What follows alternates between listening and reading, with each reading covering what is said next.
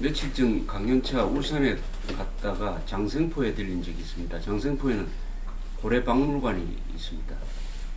거기에 몸무게를 재는 기계가 있습니다. 자신이 올라가면은 가장 큰 고래와 몸무게를 비교하는 것입니다. 제가 몸무게가 65kg인데 그 저울에 올라갔더니 가장 큰 고래는 제 몸무게보다 780배나 된다는 이런 수치가 나타났습니다. 이 지구상에서 지금까지 생존했던 모든 동물 중에서 가장 컸던 동물이 무엇이냐 물으면 공룡이라고 말한 사람이 있을 것입니다. 그러나 사실은 지금 남빙양에 많이 살고 있는 블루웨일, 한국말로는 대왕고래라고 하는데 이것이 가장 큽니다. 대왕고래가 지금까지 잡힌 것 중에서 가장 큰 것은 210톤짜리가 있습니다. 고래의 크기는 경이적입니다. 고래의 아기가 태어나면은 6개월 만에 몸무게의 성인 어른 고래의 반까지 자라는데 하루에 우유를 2톤씩 먹습니다.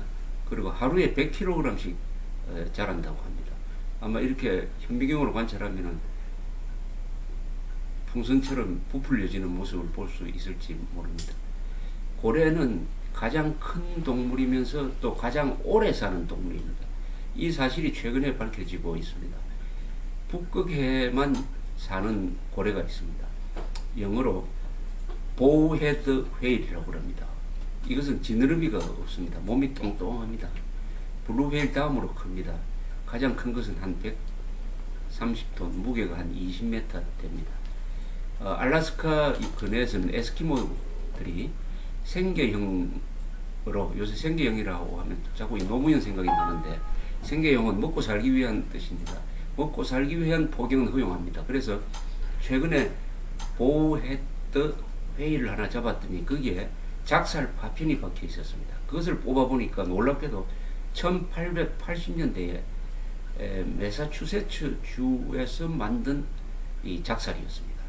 그래서 여러 가지로 합산을 해보니까 최소한 130년을 산 고래였습니다. 그 뒤에 이 최근에 고래학자들이 이 북극 고래라고 합니다. 보우헤드 웨일, 북극 고래에 대한 연구를 해보니까 얼마까지 살 수 있느냐? 150살에서 200살까지 산다고 나왔습니다. 에스키모들이 옛날부터 이렇게 이야기를 했다고 합니다. 이 북극 고래는 사람의 2배를 산다. 사람보다 2배나 더 길게 산다라고 이야기를 했는데 이것이 바로 실정이 되었습니다. 이 기사를 읽어보면서 고래에 취미가 있는 저는 이렇게 생각을 했습니다. 어떻게 보면 고래가 인간을 우습게 할 것이다. 고래는 이 대양을 마음대로 떠돌아다닙니다. 고래에 도전할 동물도 인간을 빼고는 그렇게 많지 않습니다. 고래를 잡아먹는 동물이 딱 2사람이 있습니다. 한 사람은 사람이고 또 한 존재는 킬러 웨일이라고 불리는, 우리나라에서는 솔피라고 합니다. 범고래라고도 하는데 알록달록하고 하얀 점과 검은 몸뚱아리가 묘하게 이렇게 잘 조화가 되어 있어가지고 올란도의 디즈니랜드에서 가장 인기가 있는 이 킬러 웨일이 글자 그대로 고래를 잡아먹는 고래인 것입니다. 사람과 킬러 웨일만 피하면은 고래는 200살까지 살면서 이 대양을 마음대로 헤엄쳐서 다닐 수가 있습니다. 또 고래는 사람처럼 일부 일처제입니다. 그래서 옛날에 포경선이 고래를 잡을 때 보면은 그 가족 단위로 고래가 떠돌아다닙니다. 맨 먼저 누구를 쏘느냐 하면은 아기 고래를 쏘았습니다. 그러면은 순놈도 암컷도 도망가지 않았다고 합니다. 그런데 수컷을 쏘면은 암컷은 도망갔다고 합니다. 암컷을 쏘면은 수컷은 도망가지 않았다고 그래요. 그래서 고래는 남편이 더 의리가 있다고 이렇게 알려져 있습니다.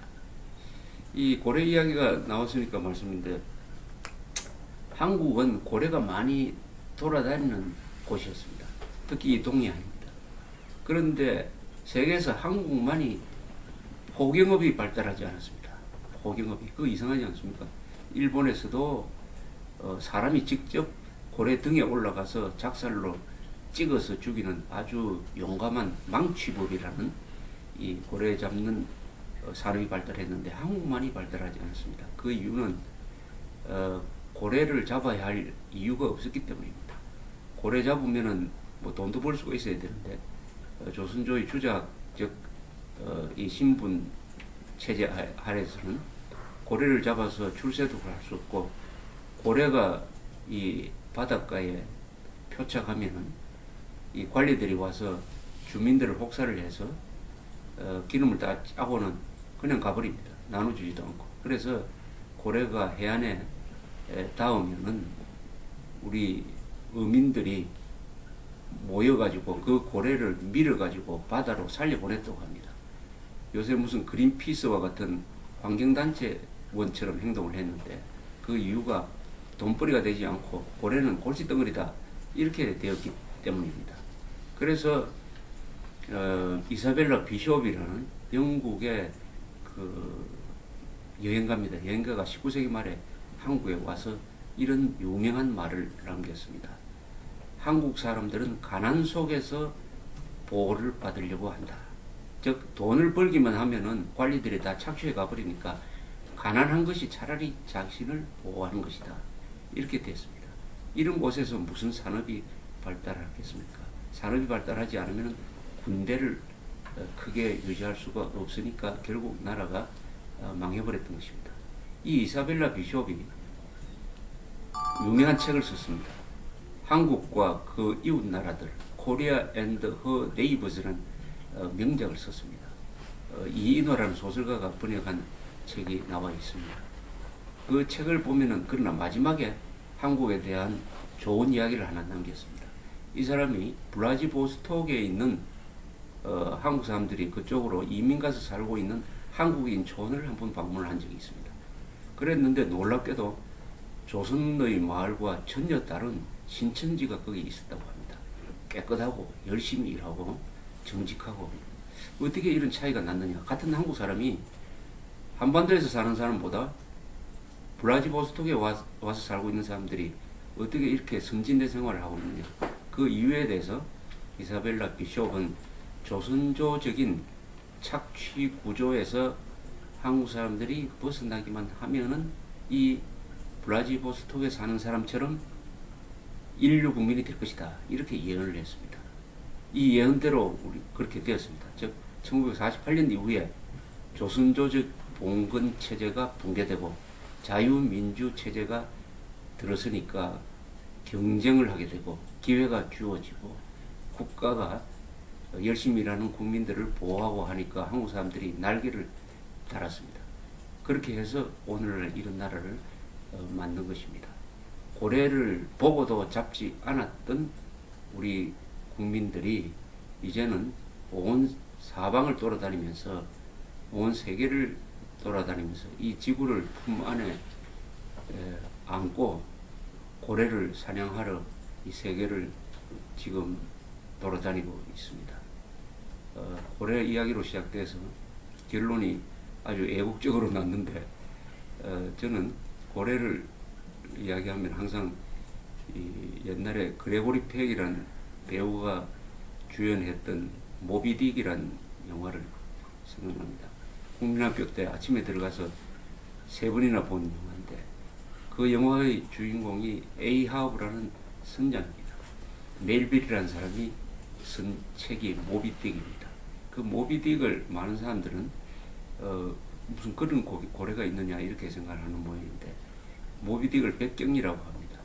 이 학문적으로는 스펌 웨일이라고 합니다.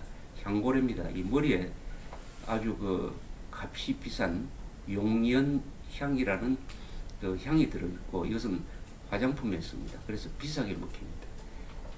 미국 사람들이 제일 많이 잡은 고래가 이 스펌 웨일입니다. 이 머리가 크기 때문에 포경선을 들이받아 가지고 침몰시키기도 합니다. 그것을 소재로 해서 쓴 영화가 모비딕이라는 영화였습니다. 거기에는 에이하브라는 선장이 나옵니다. 에이하브는 모비딕한테 다리가 하나 잘라졌습니다. 그래서 복수를 다짐합니다. 결국은 모비딕과 같이 자신의 몸을 밧줄로 메고 죽습니다만은 옛날에는 이 에이하브가 자연에 도전하는 위대한 인물로 해석이 되었습니다. 그러나 환경론자가 득세를 하고 난 다음에는 에이하브는 자연을 괴롭히는 사람, 자연을 파괴하는 사람, 오히려 모비딕이 자연 그 자체이다. 이렇게 해서 선악 기준이 바뀌어버렸습니다. 위대한 문학 작품은 그 해석이 시대에 따라서 달라진 작품을 위대한 작품이라고 합니다. 위대한 작품은 그 자체로서 생명력이 있기 때문에 그 해석이 그 시대 상황에 따라서 가변적이 되는 것입니다. 오늘은 여기서 줄이겠습니다.